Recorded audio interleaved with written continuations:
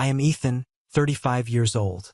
3 weeks ago, I stood in the back hallway of a crowded, upscale restaurant and stared at my 8-year-old daughter's birthday cake, which had been shoved upside down into a greasy, black garbage can, while my little girl was waiting in her beautiful blue party dress. My own parents stood by and watched my older brother laugh. He looked me right in the eye, without a single ounce of regret, and said she was not worth wasting a cake on. They humiliated my daughter in front of 24 people just to prove a point about who was the priority in our family. But there is one major thing my family did not know. They thought I was just a struggling single dad working a low-level event planning job, barely scraping by on a meager salary. They had absolutely no idea I was actually the majority co-owner of the luxury hospitality group that owned the very venue where my brother was supposed to get married in 3 days. And right now, they are facing a massive corporate lawsuit and begging on their knees for my forgiveness. Before I tell you exactly how I tore his perfect, entitled life apart, please hit that like button if you believe toxic family members deserve to face the absolute harshest consequences of their actions. And please let me know where you are watching from in the comments down below. Now, let us go back to the afternoon that changed everything. It was supposed to be a simple, beautiful Saturday afternoon. My daughter Lily was turning 8.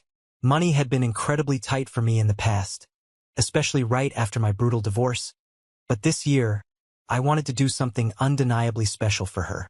I rented out the private dining room at a nice local restaurant. Lily had spent 3 straight weeks talking about this cake. She picked it out herself from an artisan bakery across town. It was a 3-tier vanilla sponge cake with fresh strawberry filling, coated in pristine white icing, and decorated with delicate, hand-spun purple sugar butterflies arranged around her name. Every single night before bed, she would ask me if I thought the butterflies would look real, if the icing would be sweet enough, and if her grandparents would be proud of her when she blew out the candles. She wore a bright blue dress with a little silver paper crown she made at school. She was completely buzzing with that pure, innocent excitement only a child can possess. My family was there. My older brother Julian, my mother Eleanor, and my father Arthur. Julian was getting married to his fiancée, Clara, the following weekend. For the last 6 months, our entire family dynamic had revolved completely around Julian's wedding.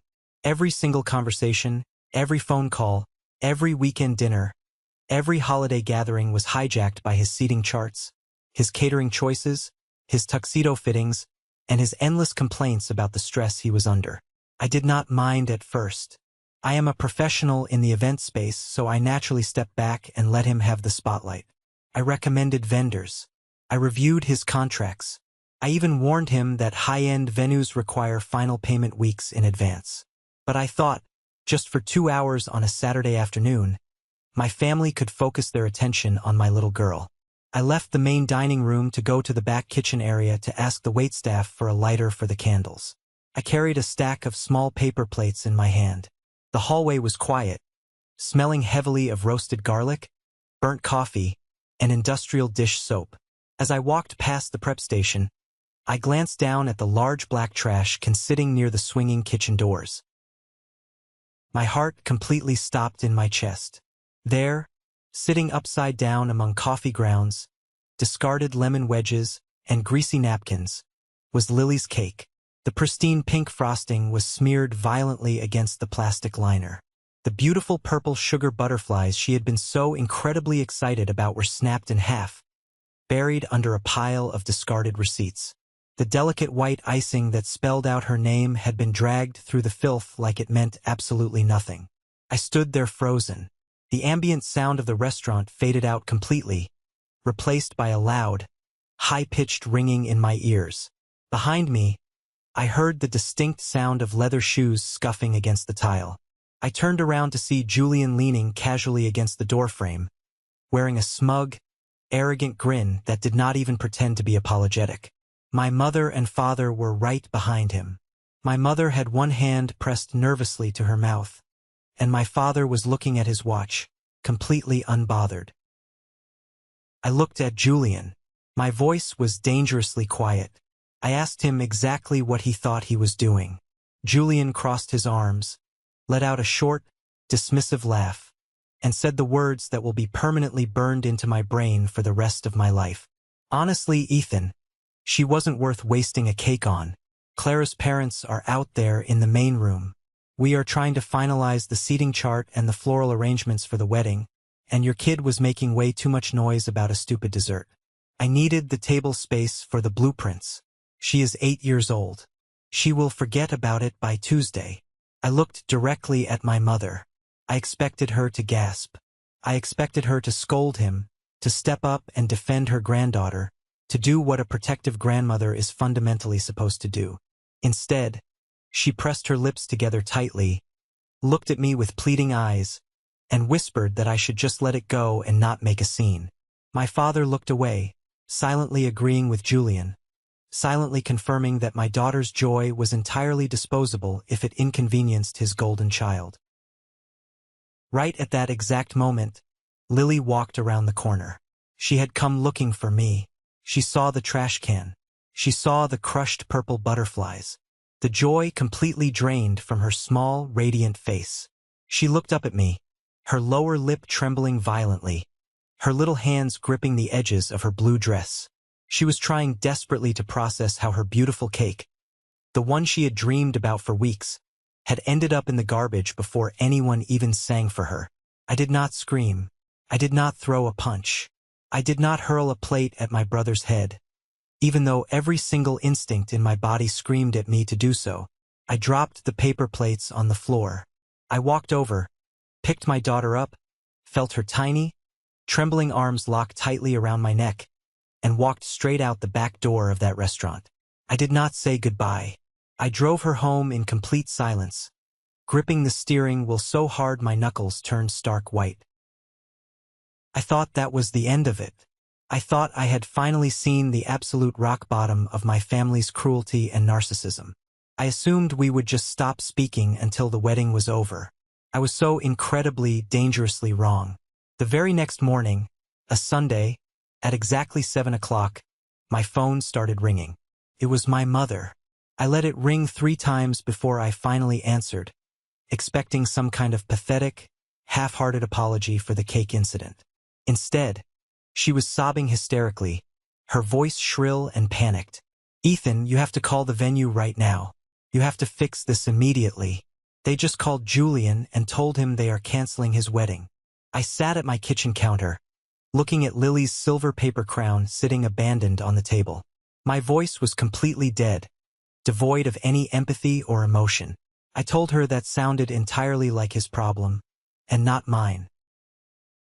My mother started screaming through the speaker, her voice echoing in my quiet kitchen. "He said you knew about this. You are the financial guarantor on the account.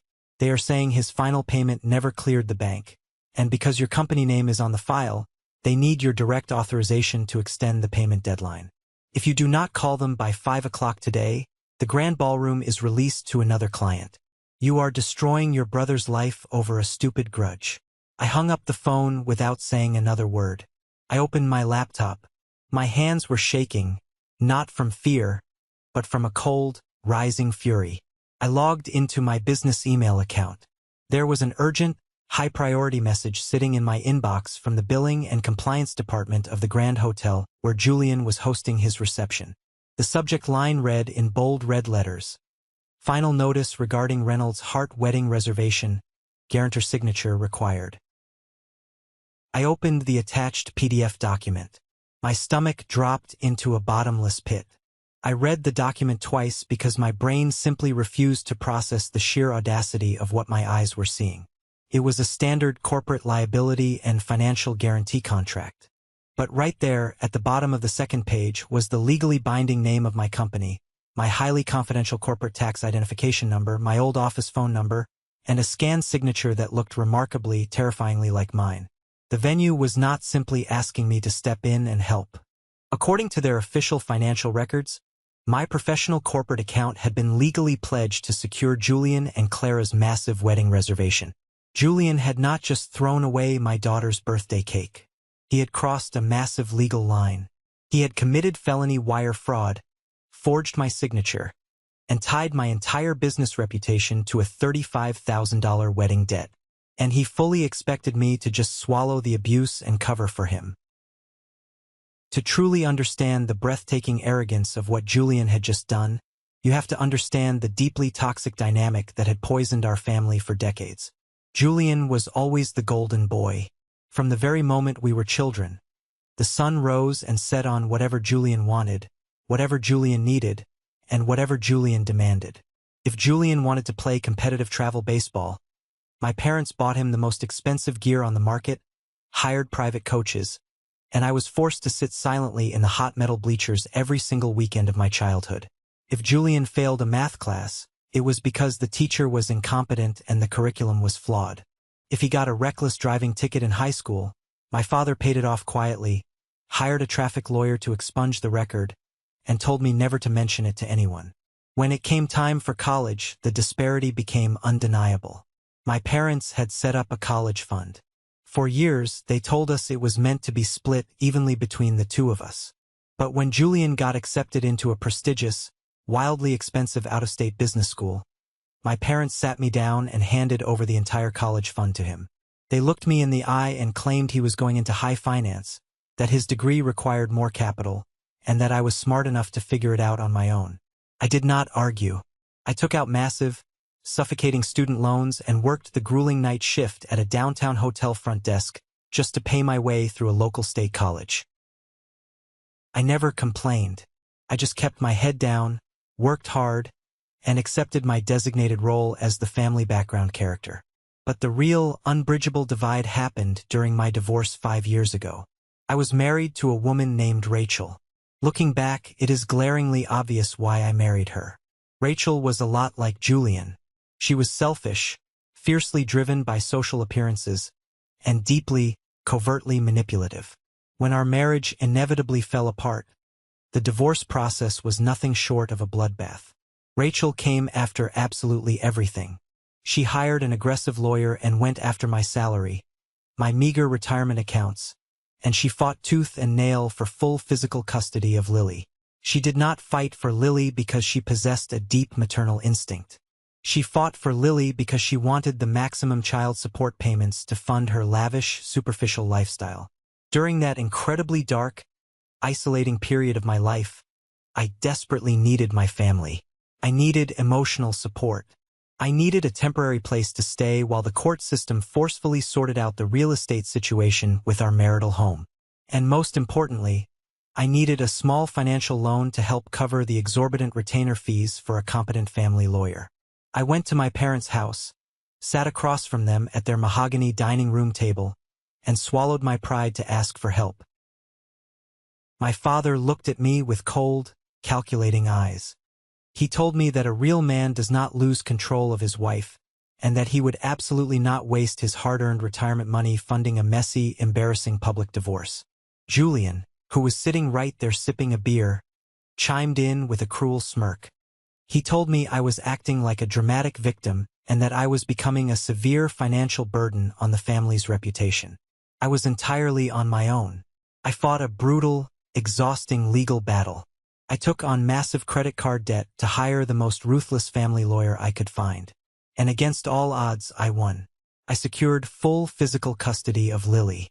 Rachel walked away with a significant chunk of my early savings and the equity from the house, but I got the only thing in the world that actually mattered to me. After the divorce was finalized, my family treated me like a damaged, pathetic charity case. My Aunt Martha, a woman who practically ran the local HOA meetings and thrived entirely on spreading toxic neighborhood gossip, started telling everyone in our extended family network that I was a bitter, broke single father. She spun a narrative that I was deeply jealous of Julian's rising corporate success. Julian had recently landed a middle management job at a regional logistics firm and loved to flaunt his heavily leased luxury cars and financed designer watches. They all looked down on me. They thought I was barely scraping by in a tiny apartment, planning small corporate lunches and cheap birthday parties just to keep the lights on. What they did not know, what I strictly refused to tell a single soul in that entire bloodline, was that my small event planning business had exploded into a massive enterprise. During my years working the hotel night shift, I had befriended a brilliant, wealthy real estate investor. He saw my work ethic, After my divorce, he approached me with a partnership offer. Together, we quietly began buying up distressed commercial real estate.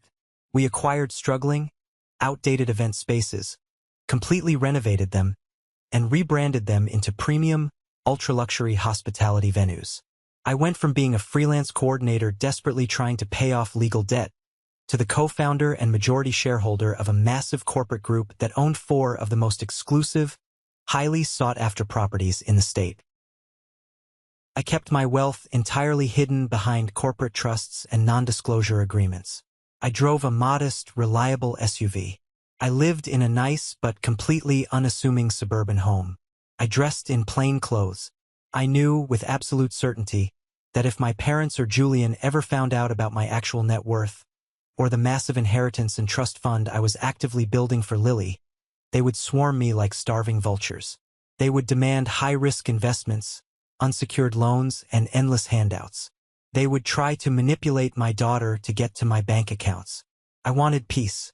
I just wanted to raise my daughter in a quiet, safe environment, completely insulated from their toxic entitlement. That fragile peace was violently shattered the moment I saw Lily's cake sitting in the garbage. I was suddenly pulled out of my dark memories by the sound of small, hesitant footsteps on the hardwood floor. I looked up from the glaring screen of my laptop. Lily was standing in the doorway of the kitchen, clutching her worn-out stuffed rabbit tightly to her chest. Her big brown eyes were red, swollen, and puffy from crying herself to sleep the night before. I closed the laptop quickly, hiding the fraudulent contract, and forced a warm, reassuring smile onto my face. I walked over and knelt down on the floor in front of her, bringing myself to her eye level. She looked down at the floorboards, refusing to meet my eyes. "Daddy?" she whispered, her voice incredibly fragile. "What is it, sweetheart?" I asked, gently smoothing a stray piece of hair behind her ear. Did Uncle Julian throw my beautiful cake away because I was bad? Did I talk too loud? Did I ruin his wedding meeting? Her words hit me like a physical, heavy punch directly to the chest. The sheer innocence in her voice, the devastating fact that my family's relentless cruelty had successfully made this sweet, kind, perfectly behaved little girl question her own inherent worth. It ignited a roaring fire of protective rage inside my chest that I had never, ever felt before. I took both of her small hands in mine. I looked her directly in the eyes, making sure she felt the absolute conviction in my soul. "Lily, listen to me very carefully. You are perfect. You did absolutely nothing wrong. You are the best thing that has ever happened to me. Sometimes, grown-ups are deeply broken inside. They have ugly, mean feelings, and they try to make other people feel small so they can pretend to feel big. Uncle Julian is a very small, very sad man. And I promise you, with everything I have, nobody will ever treat you like that again. Do you understand me?" She nodded slowly, a tiny bit of the heavy burden lifting from her small shoulders, a small sigh of relief washing over her face. I stood up, made her a massive plate of her favorite chocolate chip pancakes, sat with her at the table while she ate every bite, and promised her we would have a spectacular redo birthday party next weekend, with the absolute biggest cake she had ever seen. Once she was settled comfortably in the living room watching her favorite morning cartoons, I walked back into my home office and locked the heavy oak door behind me. The patient, forgiving brother was dead. The protective father, the ruthless businessman, was fully awake. I opened the forged contract on my screen again. Julian had deliberately weaponized my business name to secure a luxury venue he knew he could never afford. He had risked my corporate standing, my credit rating, and my professional reputation, assuming I would be too weak, too conditioned by years of suffocating family guilt, to fight back. He assumed I would simply pay the massive balance to avoid the public embarrassment of a canceled family wedding. He had absolutely no idea he had just forged the signature of the man who owned the very building he was trying to steal from. I picked up my cell phone. The time for keeping the peace was officially over. It was time for a reckoning. I dialed the direct, unlisted line for Sarah, the senior corporate events manager at the venue. Sarah and I had worked together closely for over 3 years. She was brilliant, meticulous, and fiercely loyal. She knew I was the primary owner of the property group, but per my incredibly strict legal instructions, she maintained absolute confidentiality. To the general public and to arrogant clients like my brother Julian, the property was managed by an anonymous corporate trust based out of state. Sarah answered on the second ring, her voice crisp and professional. Ethan, good morning. I saw your caller ID. I am assuming you saw the automated email from the billing department regarding the Reynolds account. I saw it, Sarah, I said, keeping my voice dead level, suppressing the rage boiling underneath. Pull up the master file for Julian's wedding. Walk me through, step by agonizing step, exactly how my company was illegally attached as the financial guarantor for his event. I could hear her typing rapidly on her mechanical keyboard, navigating the back-end software. Julian came into the office 2 weeks ago to finalize the premium catering menu and the expensive ballroom lighting upgrades. His personal credit card declined for the final $35,000 balance. He threw a bit of a tantrum, told me there was a bank error and that his funds were tied up in investments. Then he brought in a commercial guarantee form. He stated explicitly that his brother, Ethan, was his primary event coordinator and was officially backing the contract through his corporate account. He provided your exact business tax ID, a physical copy of your standard vendor agreement, and the signed authorization form, because I know he is your biological brother. And because the signature matched the master file perfectly, the billing department pushed it through to secure the date. My blood ran completely cold in my veins. Months ago, Julian had asked me for advice on dealing with florists and caterers. I had sent him a blank vendor agreement via email, simply to show him what standard legal terms looked like so he wouldn't get scammed by shady contractors. He had deliberately taken that document, stolen my highly confidential corporate tax ID off the header, digitally lifted my signature, and traced it onto the venue's liability form. Sarah, I said, my voice hardening into impenetrable steel, listen to me very carefully. I did not sign that form. I did not authorize that financial guarantee. He forged my signature. He committed fraud. There was a heavy, stunned silence on the other end of the line. Sarah was a seasoned professional who had seen her fair share of wedding drama, but this crossed into criminal territory. She immediately grasped the massive legal gravity of the situation. Ethan, my God, that is felony wire fraud. Do you want me to terminate the contract and cancel the event right now? I can have security lock down the ballroom. Not yet, I said, a cold, calculating plan forming in my mind. Follow standard corporate procedure to the letter. Send him a final, formal notice of default. Tell him the corporate guarantor has officially flagged the signature as fraudulent. Tell him he has exactly until 5 o'clock tomorrow evening to pay the balance in full via direct wire transfer, or the contract is entirely null and void. The ballroom will be released, and the police will be immediately notified of the fraud. Do not, under any circumstances, tell him you spoke to me. Let him panic in the dark. Understood, sir, Sarah said, her tone shifting to strict business mode. I hung up the phone. Barely 20 minutes later, the aggressive crunch of tires sounded in my driveway. I looked out the front window and saw Julian's leased, overpriced BMW parked diagonally behind my SUV, blocking me in. Julian stormed up my concrete walkway, his face flushed red with panic and fury.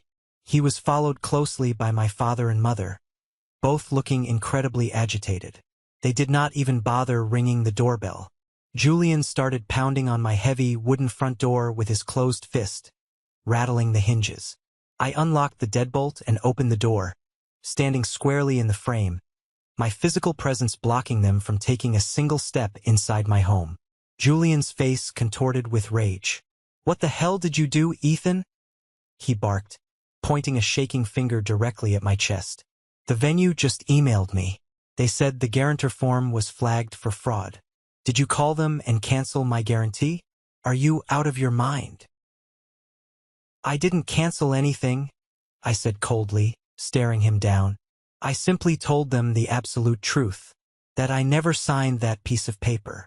My father stepped forward, puffing out his chest, attempting to use his old, tired authoritarian intimidation tactics to force me into submission. Ethan, this behavior is entirely unacceptable. You are acting like a petulant, vindictive child because of a stupid piece of cake. Your brother is getting married in 3 days. Do you have any idea how much money has already been spent? You are going to pick up that phone, call that venue back right now, confirm the signature is yours, and handle the payment. We are a family. You do not do this to your own blood. I looked at my father, feeling a wave of absolute, sickening disgust wash over me. Family? He committed financial fraud. He forged my signature on a legally binding corporate contract for $35,000. That is a state crime, Dad. He is a criminal. Julian scoffed loudly, waving his hand in the air as if I was being utterly ridiculous and melodramatic. Oh, calm down, Ethan. Stop crying about it. It is a temporary hold on a credit line. I am getting huge cash gifts at the wedding reception from Clara's relatives. I was going to pay your stupid company back on Monday morning. I just needed your corporate credit score to hold the room. You have a business, you write things off on your taxes all the time. Stop being so incredibly cheap and ruinous. Where exactly did you get my corporate tax ID, Julian? I demanded, my voice dropping dangerously low, cutting through his pathetic excuses. That information is strictly confidential. It isn't public record. Julian hesitated for a fraction of a second. His eyes darted nervously to our mother. My mother burst into theatrical tears, her classic, reliable manipulation tactic to deflect accountability. She reached out and grabbed my arm, her voice trembling dramatically. Ethan, please, you have to understand. It was during the Thanksgiving dinner last year. You were outside in the yard playing with Lily. Julian was so incredibly stressed about the rising wedding costs. He was losing sleep. I went into your home office while you were outside.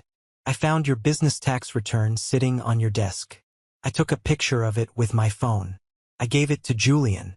I just wanted to help my son. You always make things so incredibly difficult for him. If you were just a more generous brother, if you offered to help pay for the wedding like a normal sibling, we wouldn't have had to do this in the first place. I stared at her, the woman who actually gave birth to me. She had deliberately sneaked into my private office, in my own home, during a sacred holiday dinner, and stolen my highly sensitive corporate financial documents to help her golden child commit a felony. And somehow, in her deeply twisted, narcissistic mind, she was manipulating the narrative to make it my fault. Get your hands off me, I said, my voice like ice, stepping back and brushing her hand away. Ethan, be reasonable, my father demanded, his face turning purple with anger. If Clara's family finds out about this financial issue, the wedding is completely over. The Vances are wealthy, proud, respectable people in this community. They will absolutely not let their daughter marry a man who cannot even afford his own reception. You owe your brother this favor. You owe this family your loyalty. I don't owe you a damn thing, I said, staring them down, feeling taller and stronger than I ever had in my entire life. You stood by in that restaurant while he threw my daughter's birthday cake in the trash. You laughed at her pain. Now you steal my corporate identity? Listen to me very carefully, all of you.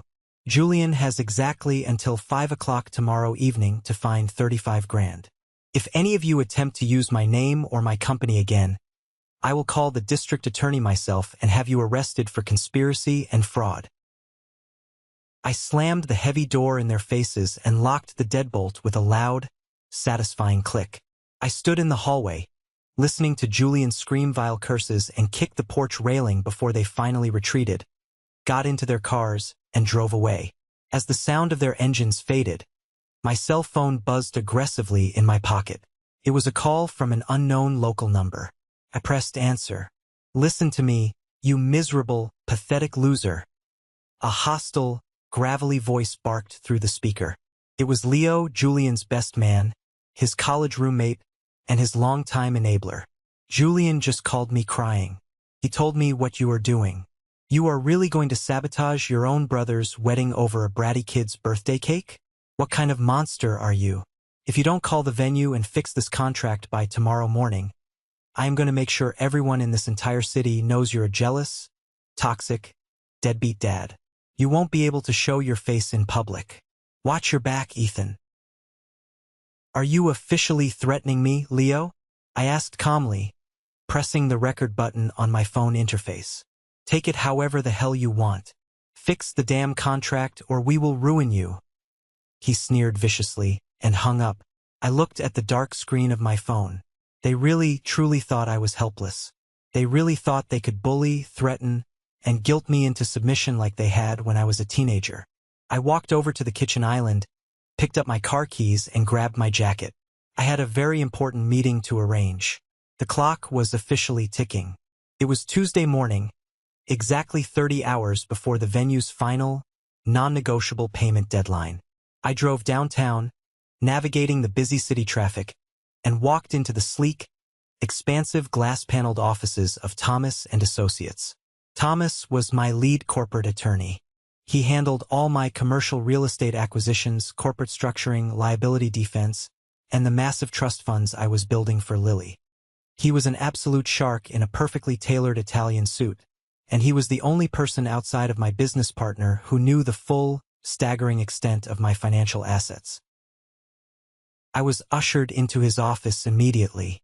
I sat down in the heavy leather chair opposite him and silently slid the printed emails from the venue, the fraudulent contract, and a USB drive containing the recorded phone calls across his massive mahogany desk.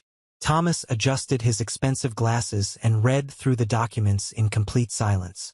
His eyes scanned the forged signature. When he finished reading, he looked up at me, his expression perfectly unreadable, professional to the core. This is a very clean forgery, Ethan. To the untrained eye of a billing clerk, it absolutely passes. But legally, this is textbook wire fraud, corporate identity theft, and financial malfeasance. With the recorded threat from the groomsmen, it elevates to extortion. If we hand this physical evidence over to the district attorney's office, your brother is looking at serious, mandatory prison time. The fines alone would bankrupt him. What exactly do you want to do? I don't want to send him to state prison, I said quietly, looking out the floor-to-ceiling window at the sprawling city skyline below. Not because I care about his freedom, but because Lily does not need the deep psychological trauma of her uncle going to jail permanently attached to her childhood memories. I want a watertight, impenetrable legal case. I want a formal cease and desist order ready to be served. I want a legally binding document stating that he assumes full, undivided liability for all debts incurred to the venue.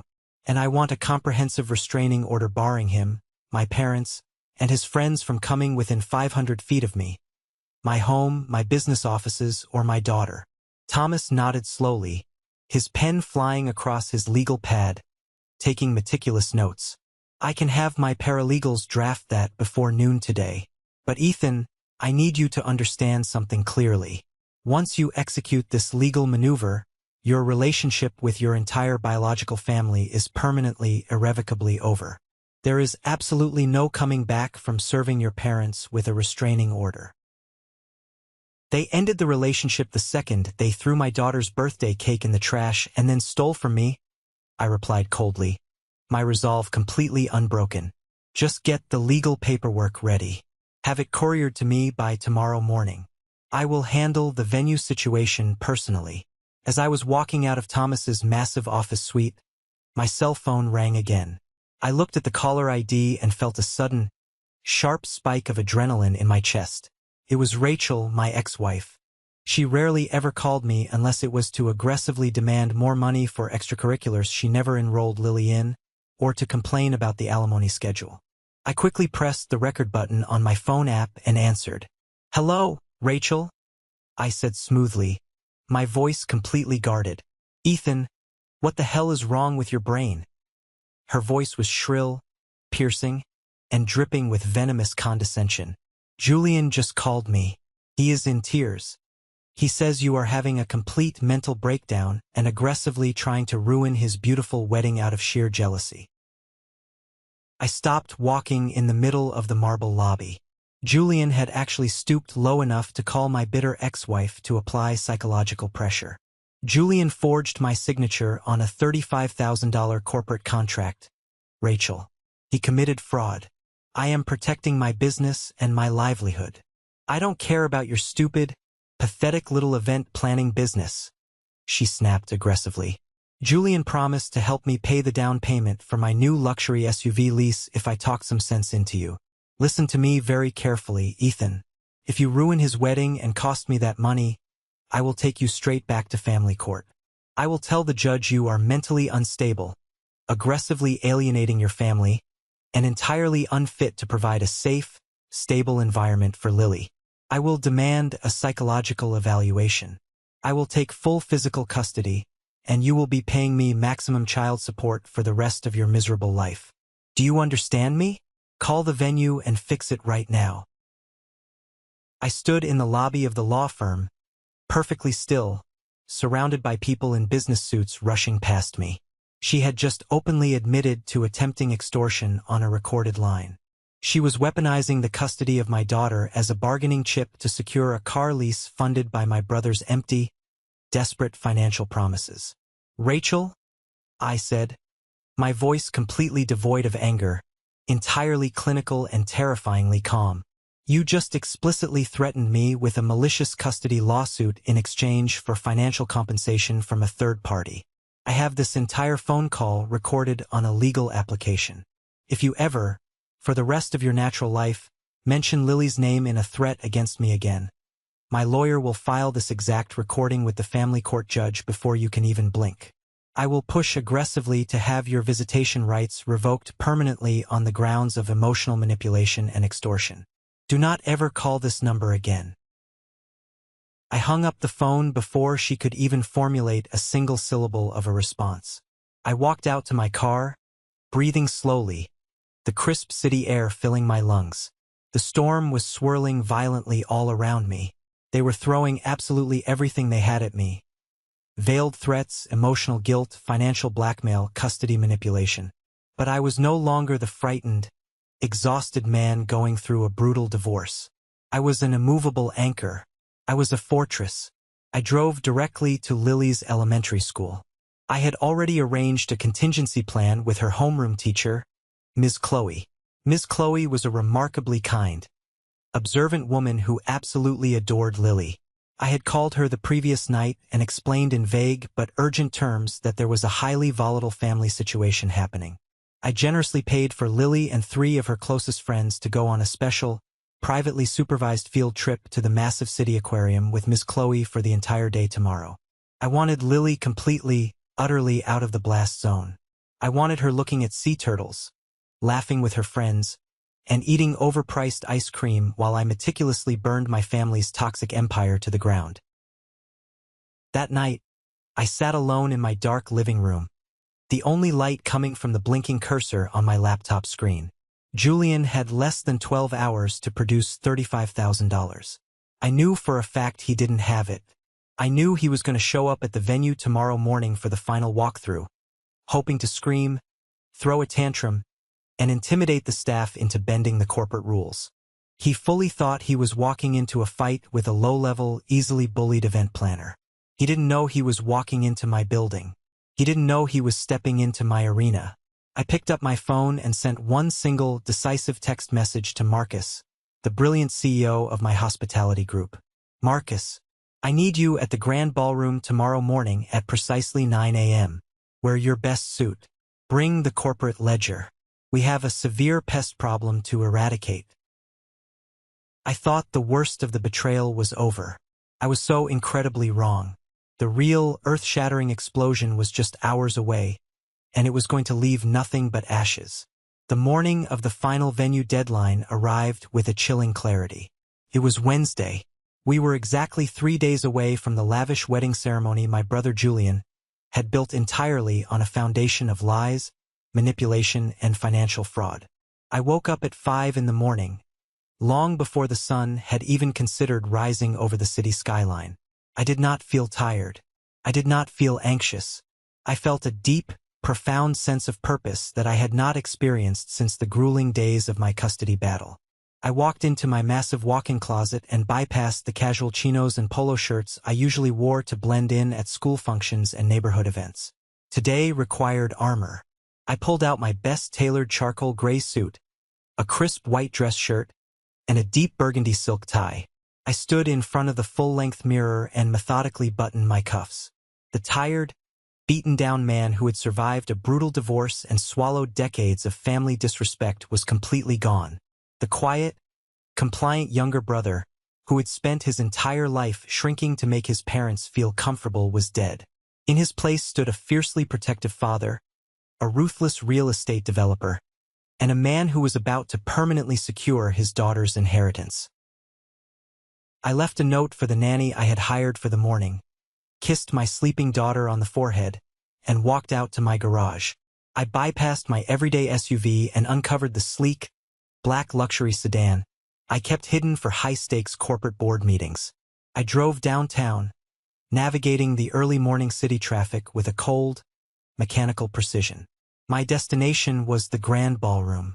This was the absolute crown jewel of our entire hospitality group portfolio.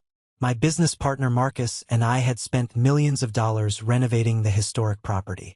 We had installed imported Italian marble floors, massive antique crystal chandeliers that hung from the breathtaking vaulted ceilings, and floor-to-ceiling windows that overlooked a meticulously manicured botanical garden.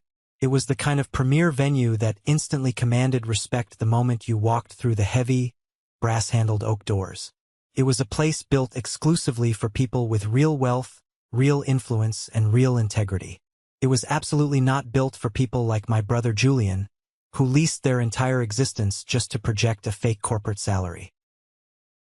I bypassed the grand main entrance and pulled my car into the private, underground executive parking garage. I used my biometric keycard to enter the restricted staff elevator. I did not go out into the main lobby. Instead, I stepped directly into the hidden security monitoring room, situated directly behind the main reception desk. The room was dark, lined with high-definition surveillance monitors. From this vantage point, I had a perfect, unobstructed view of the expansive lobby through a large pane of one-way glass, and I could hear absolutely everything being said through the concealed audio feed. Julian was already there. He was wearing a sharply pressed, aggressively tailored navy blue suit, pacing back and forth across the polished marble floor like he owned the entire building. He constantly checked his heavy, finance designer watch. My mother and father were sitting together on a plush, tufted velvet sofa near the grand staircase. My mother was nervously twisting the expensive leather strap of her purse, her eyes darting around the room, clearly terrified that the $35,000 debt was about to ruin her perfect family image. My father was holding a copy of a financial newspaper, pretending to read the stock market reports, desperately trying to project an air of calm, patriarchal authority. A few agonizing moments later, the heavy glass front doors slid open. Clara, Julian's fiancée, walked into the lobby. She was a strikingly elegant woman, composed, highly educated, and deeply intelligent. She was accompanied by her parents, Mr. and Mrs. Vance. The Vances were the epitome of old American money. They were deeply entrenched in the city's high society, people who valued personal reputation, business integrity, and financial transparency above absolutely all else. They had paid for Clara's incredibly expensive college fund entirely out of pocket years ago, and they had generously contributed a massive, six-figure sum to the overall wedding budget, fully assuming that Julian was an equally successful professional matching their financial commitment. Julian immediately rushed over to greet them, his face instantly transforming into a sickeningly fake mask of charming enthusiasm. He kissed Clara on the cheek, offering a bright, plastic smile, and shook Mr. Vance's hand vigorously, pumping his arm up and down. "Julian, good morning," Mr. Vance said, his voice deep, resonant, and dripping with quiet authority. Clara mentioned there was some sort of minor administrative issue with the final venue payment. A temporary hold on a corporate card, she said. "We wanted to come down here personally and ensure everything was completely smoothed over. If you need us to write a cashier's check to bypass the bank delay and secure the ballroom, we are more than happy to do so." We cannot have any hiccups this close to the weekend. Julian let out a loud, forced, theatrical laugh that echoed uncomfortably against the marble walls. Oh, absolutely not, Mr. Vance.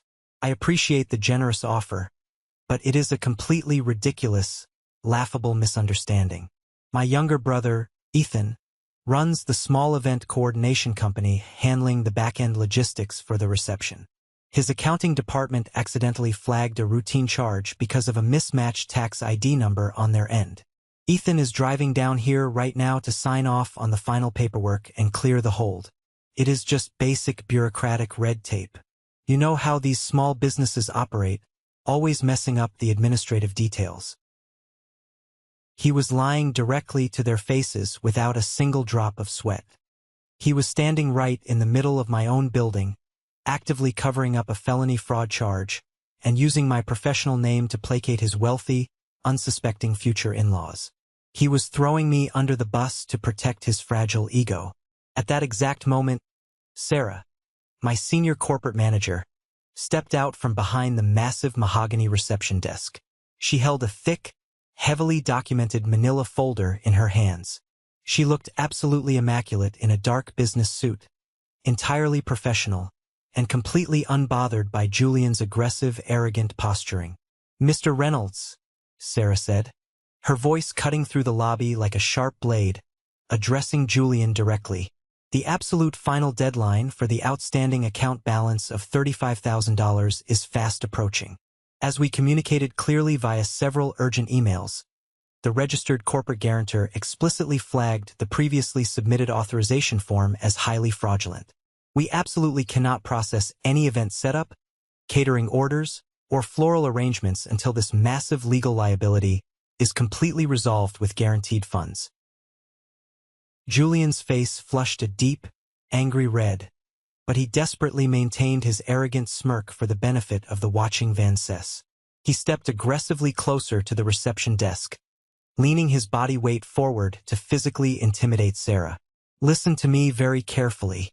I just told my future father-in-law, my brother Ethan is on his way right now. He made a stupid mistake. He is just an amateur event planner. He gets easily confused with complex corporate paperwork. You are absolutely not going to ruin my expensive wedding over a minor clerical error. Do you have any idea how much catering business I bring to the city? I will have your job by tomorrow morning." Sarah did not blink. She did not take a single step backward. "I am fully aware of our strict corporate policies, sir. A forged signature on a legally binding financial contract is not a minor clerical error. It is a severe legal liability and a matter for the police." My mother suddenly stood up from the velvet sofa, the newspaper falling from my father's lap. Her voice was trembling uncontrollably as she tried to intervene and control the narrative. "Miss, please, I beg you to lower your voice. This is just a private family matter. My two boys just had a silly, petty argument over a little girl's birthday cake this past weekend. Ethan is just being a little stubborn and dramatic because he wants attention. He will be here any minute to fix this entire mess and pay the bill." Clara frowned deeply, stepping away from Julian. "Wait a minute. An argument over a birthday cake? Julian, what on earth is your mother talking about? You explicitly told me Ethan was having a severe mental breakdown because of his ongoing custody battle with Rachel. You said he was projecting his divorce trauma onto our happiness. You never mentioned anything about a child's birthday cake." The sheer, massive web of toxic lies Julian had spun was breathtaking to witness. He had told Clara I was clinically crazy. He had told her I was actively losing custody of Lily. He had deliberately weaponized my painful, traumatic past to cover his own pathetic financial tracks. "It is absolutely nothing, Clara," Julian snapped viciously, his charming facade cracking violently down the middle. "Ethan is just deeply jealous of me. He has always been intensely jealous of my salary, my promotion, and my life. He wants to ruin this beautiful day because his own life is a miserable, lonely failure. Just ignore them." That was my final cue. The trap was perfectly set. I pushed open the concealed door of the security room and stepped slowly into the grand lobby. I thought the worst was over. I was about to prove him so incredibly wrong. My heavy leather dress shoes struck the polished Italian marble floor with a sharp, commanding rhythm. Every single head in the massive lobby snapped around to look at me. The ambient noise of the hotel staff working in the background seemed to completely vanish, replaced by the heavy, suffocating tension radiating from my family. Julian's wide eyes locked onto me instantly. For a fleeting fraction of a second, a pathetic flash of profound relief crossed his face. In his deeply narcissistic, delusional mind, he actually thought I had caved to the pressure. He genuinely believed that the aggressive phone calls, the threats from his groomsmen, and the sheer, overwhelming weight of the family's impending public embarrassment had successfully broken my spine. He thought the obedient younger brother had arrived to hand over his credit card and clean up the mess. Finally, Julian hissed loudly, marching aggressively across the lobby toward me, closing the distance.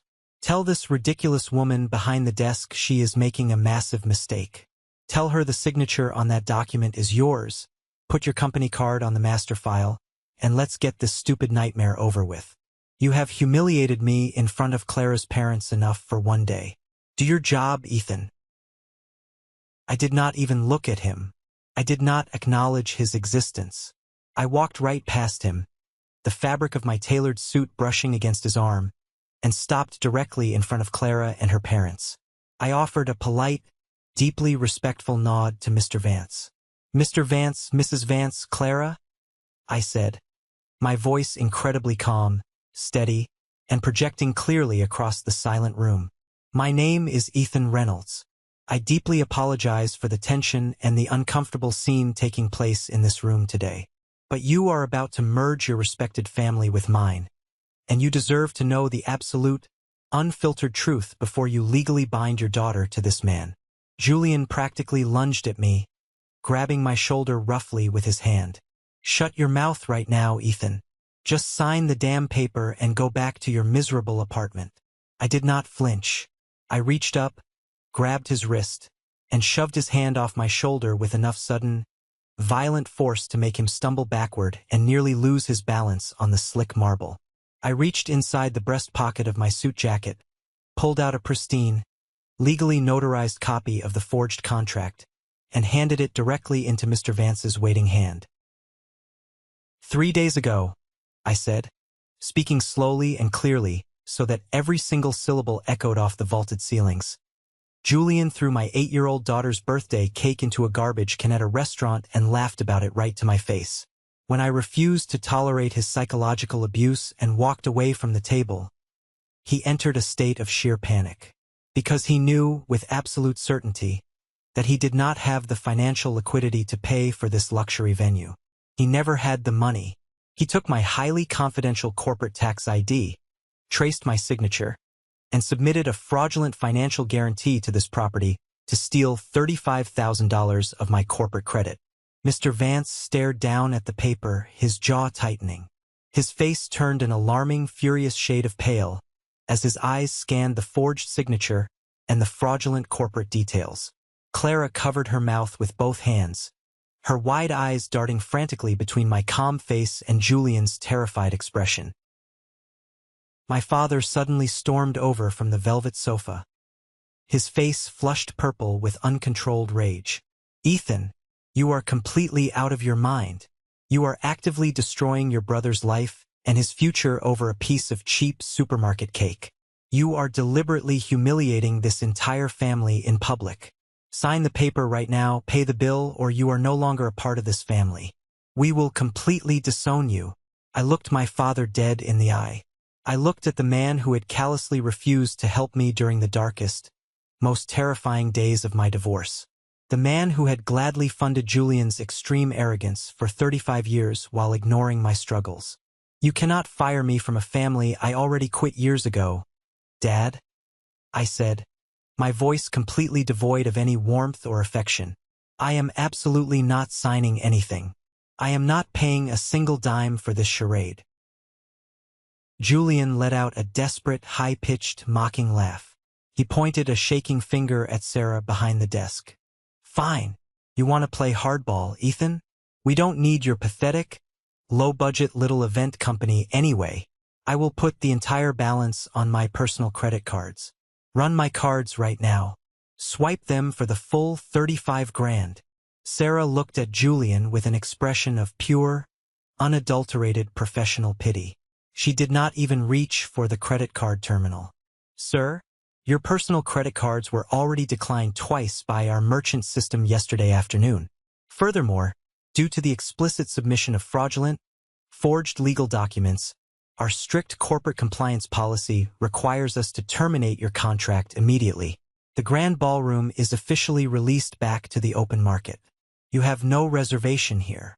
You absolutely cannot do that, Julian screamed, his voice cracking, echoing wildly off the massive crystal chandeliers. I will sue this place into the ground. I will find the actual owner of this building. I will have your job, and I will bankrupt this entire hotel. You don't know who you are messing with. I looked at Sarah. She gave me a tiny, almost imperceptible nod. The steel jaws of the trap were about to snap entirely shut. I really don't think you will be suing the owner of this property, Julian, I said softly, the quiet tone cutting through his hysterical screaming. He whipped his head around to glare at me, his eyes wide and bloodshot. And why the hell is that, you broke, miserable loser? I smiled. It was a cold, genuine, incredibly satisfying smile. Because you are currently yelling right at him. I thought the silence in the restaurant on Saturday had been profound. The absolute, suffocating silence that immediately fell over the Grand Ballroom in that exact moment was unlike anything I had ever experienced. It was deafening. It was the distinct, heavy sound of a carefully constructed, decades-long reality completely disintegrating into dust. Right on cue, the heavy mahogany doors of the executive suite on the second-floor balcony opened. Marcus stepped out and began descending the grand staircase. Marcus was my trusted business partner, the co-founder, and the acting public CEO of our massive hospitality group. He was a tall, imposing man who naturally commanded absolute authority the moment he entered any room. He carried a heavy, leather-bound corporate binder under his arm. He walked purposefully across the lobby floor, completely ignoring Julian, my parents, and the stunned Vance family. He stopped directly in front of me and extended his hand warmly. "Good morning, Ethan," Marcus said, his deep voice booming across the marble. "I stayed up late reviewing the quarterly real estate acquisitions and the new salary structures you sent over last night. The profit numbers look absolutely fantastic. We are fully capitalized and ready to close on the new downtown commercial property whenever you give the final green light to the legal team." I shook his hand firmly, maintaining the professional facade. "Thank you, Marcus. I will review the final lawsuit contingencies and contracts tonight in my home office." Julian stared at us, his mouth hanging slightly open. His brain was desperately trying to process the complex information, aggressively trying to reject the horrifying reality unfolding right in front of his eyes. My mother stopped twisting her purse, her hands freezing in midair. My father slowly lowered his newspaper, his eyes wide with utter, paralyzing shock. What the hell is he talking about?" Julian stammered, pointing a violently shaking finger at Marcus. "Ethan runs a tiny, pathetic event planning business out of a cheap strip mall. He is a glorified party planner. He barely affords child support."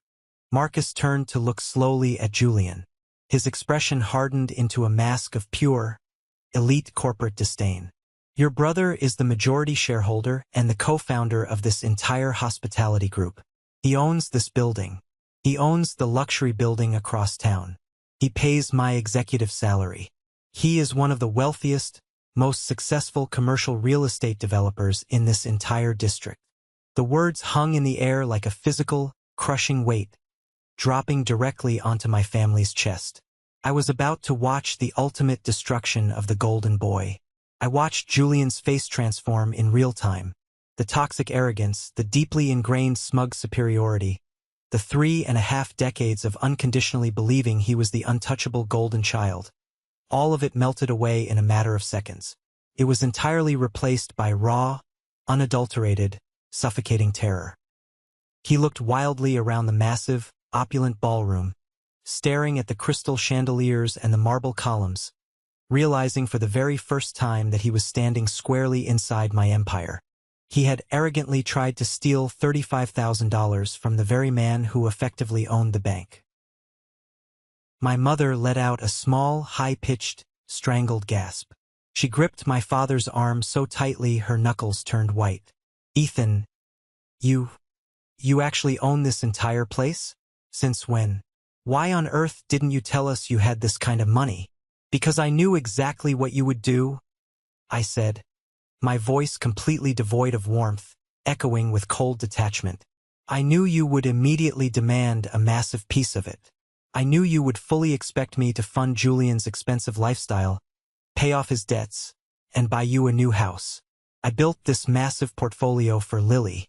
I built her future college fund and her inheritance from the ground up while you treated us both like absolute garbage. And you proved my point perfectly. The very first time Julian needed money, you broke into my private home, stole my highly sensitive tax documents, and actively helped him commit a felony." Mr. Vance stepped forward, breaking the frozen tableau.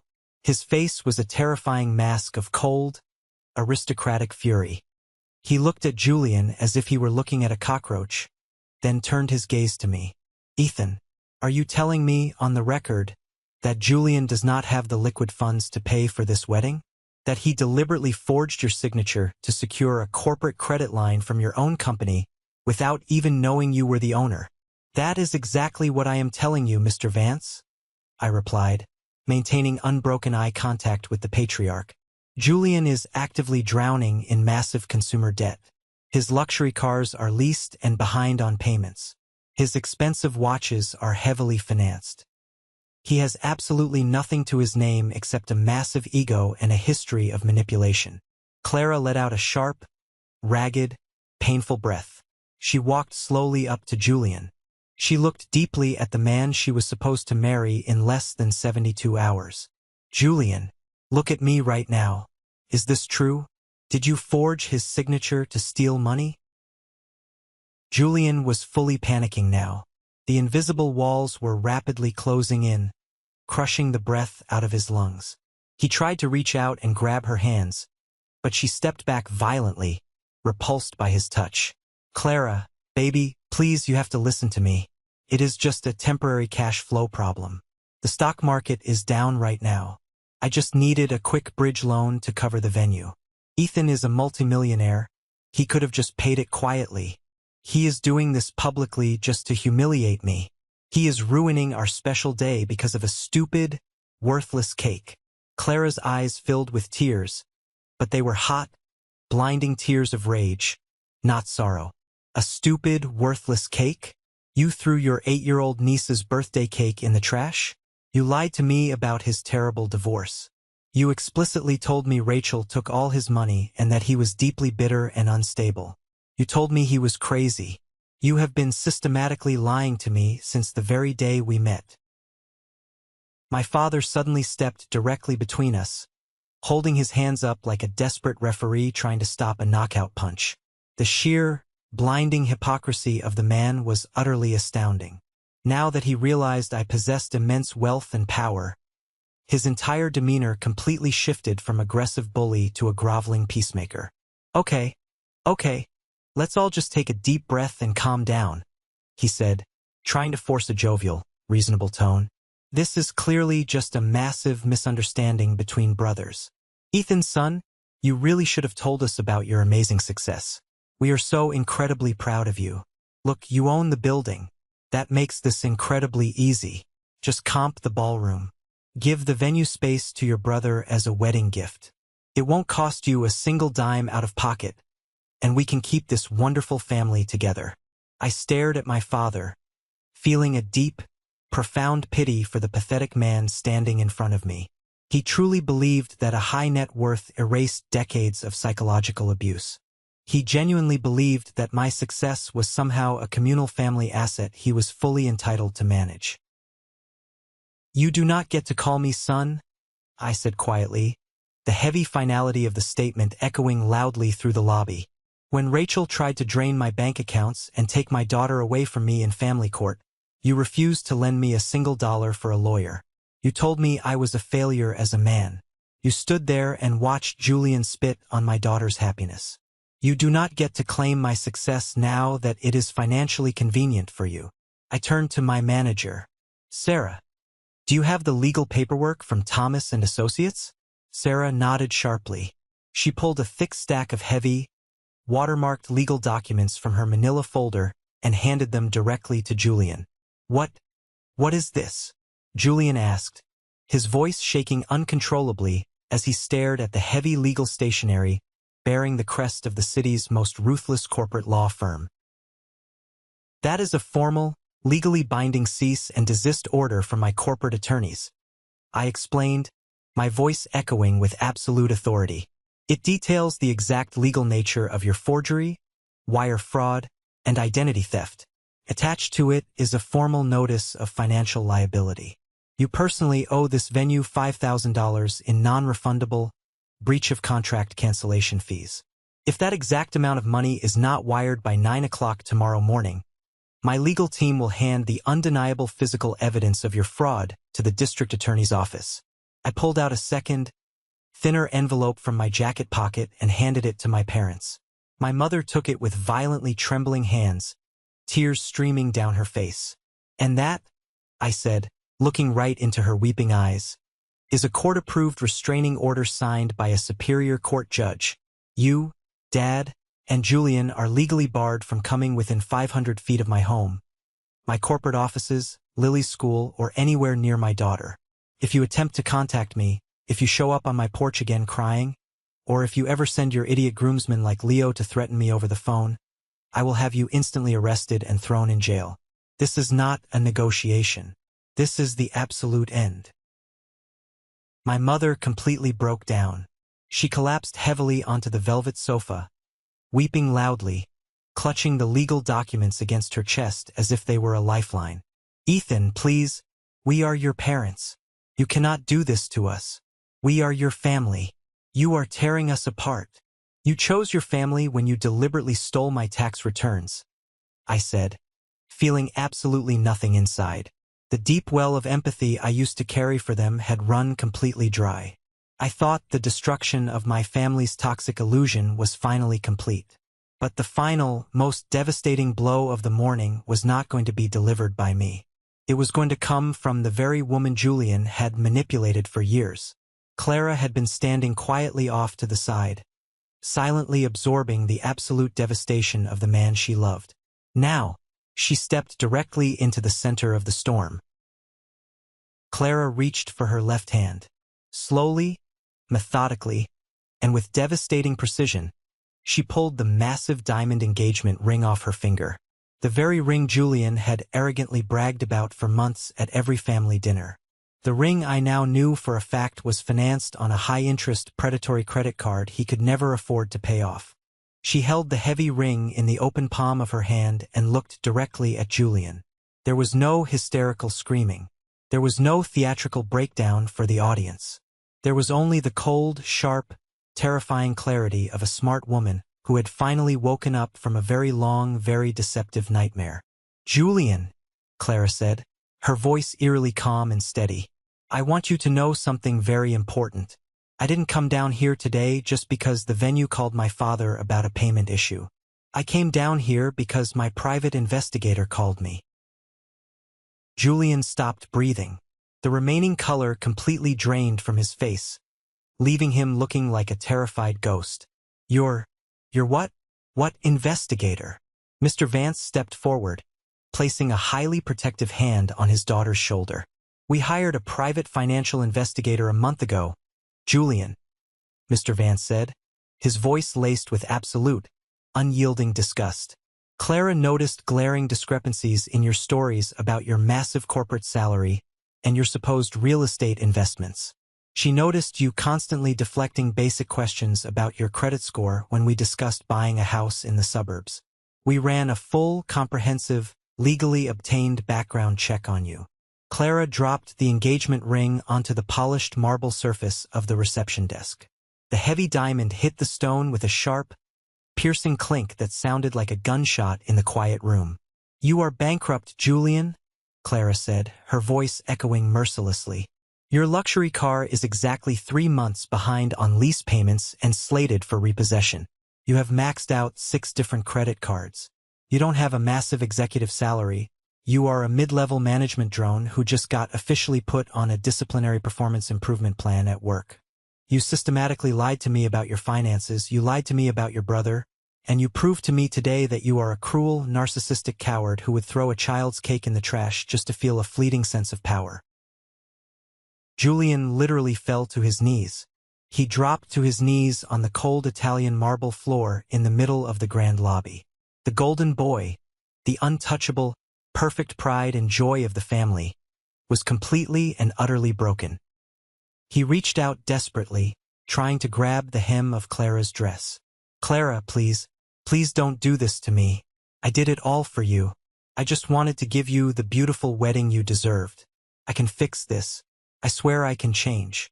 Give me another chance." Clara stepped back quickly, looking at him with nothing but sheer, cold pity. "You didn't do a single thing for me. You did it entirely for your own ego. The wedding is completely canceled. My parents are contacting all the vendors this afternoon to pull our funding. Do not ever attempt to contact me again. If you do, my father's lawyers will handle you."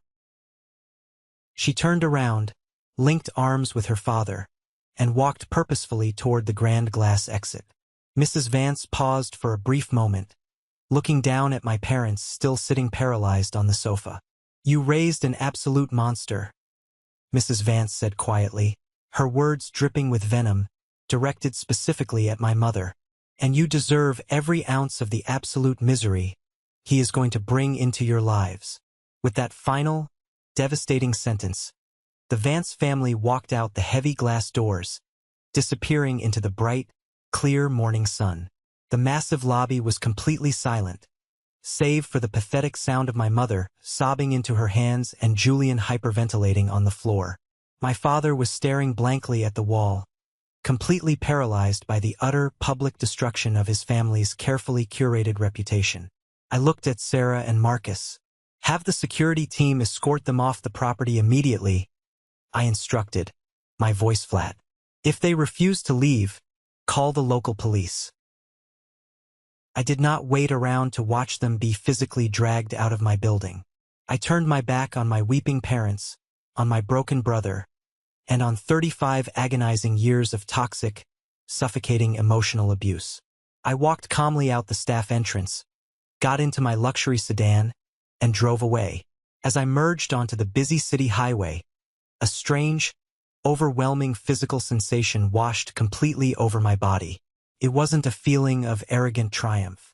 It wasn't even joy. It was a profound, deeply settling, quiet relief. The massive, crushing weight I had been violently carrying on my shoulders since I was a little boy was suddenly gone. I didn't have to fix their horrible mistakes anymore. I didn't have to absorb their cruel insults. I didn't have to protect them from the harsh consequences of their own horrific actions. I was completely, wonderfully, permanently free. A full month has passed since that dramatic morning in the grand ballroom. Time has a funny, beautiful way of shifting when you finally cut the toxic anchors out of your life. The heavy, dark clouds that used to hover over my daily routine simply vanished into thin air. I kept my promise to Lily. The following weekend, we hosted the ultimate redo birthday party at our spacious home. I invited her favorite teacher, Ms. Chloe, and the entire class of second graders. The house was filled with the beautiful sound of children laughing, upbeat music playing, and absolute, unbridled joy. When it came time for the dessert, I didn't bring out a cake. I brought out 2 massive silver trays of artisan cupcakes.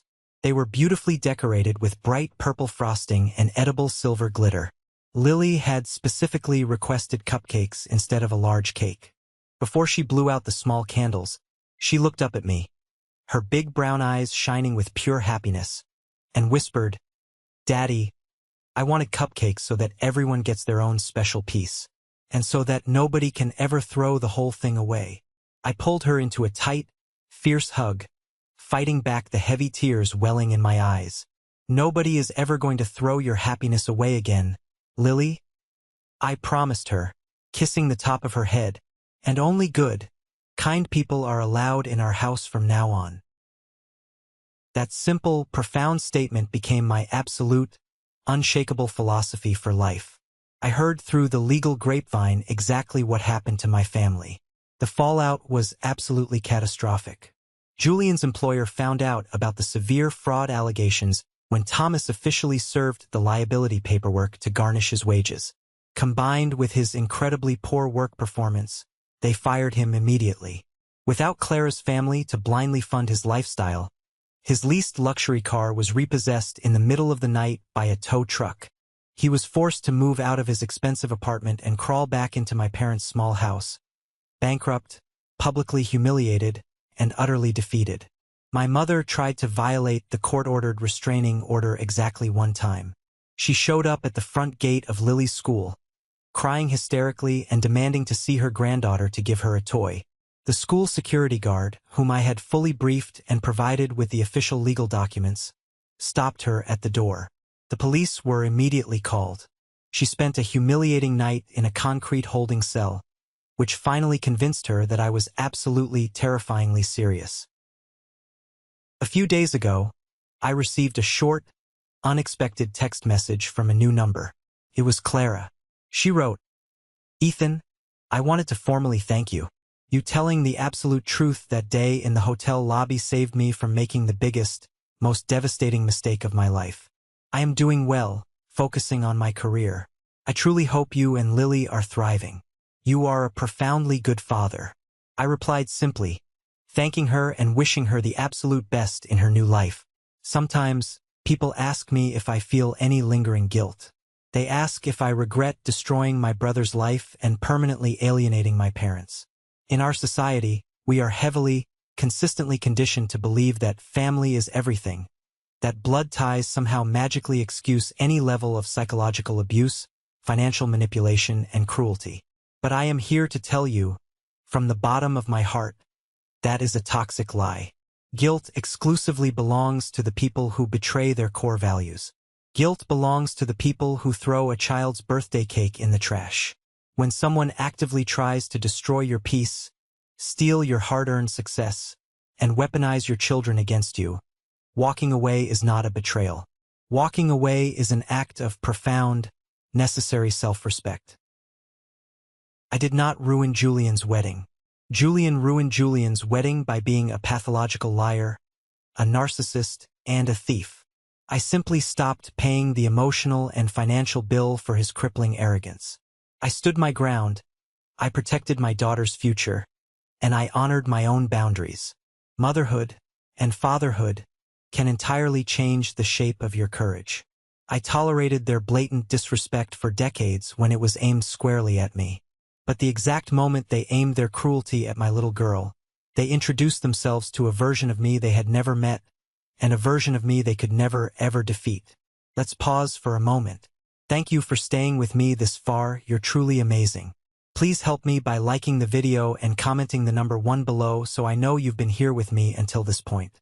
This not only helps more people discover this story, but also lets me know that my experiences mean something to someone. Your support is the greatest motivation for me to keep sharing the rest of this journey. Have you ever faced something similar with your own family? Have you ever had to draw a hard, unforgiving line to protect your children or your own mental health from toxic relatives? Share your story in the comments below, and don't forget to like and subscribe so you don't miss the next journey. Stay strong, protect your peace, and never let anyone make you feel small in your own life.